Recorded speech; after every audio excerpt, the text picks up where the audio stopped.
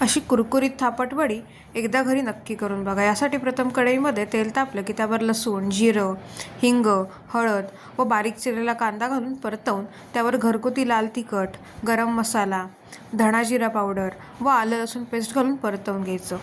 यानंतर त्यामध्ये पाणी ओतायचं। आता तुम्हाला जेवढी वडी करायची आहे तेवढं तुम्ही अंदाजे पाणी घेऊन त्यात मावेल तितकं बेसन घालून थोडंसं चवीनुसार मीठ घालून ते छान एकजीव करायचं व 10 मिनटं ताट ठेवून वाफ काढून घ्यायची।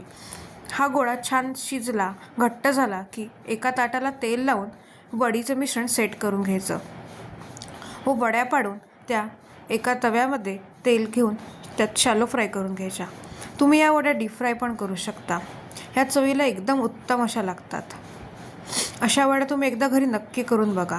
व ही तुम्हाला थापट वडीची रेसिपी व बाकी सर्व आपल्या चॅनलला असलेल्या रेसिपीज आवडत असतील तर आपल्या चॅनलला फॉलो, लाईक व सबस्क्राईब करायला विसरू नका। धन्यवाद।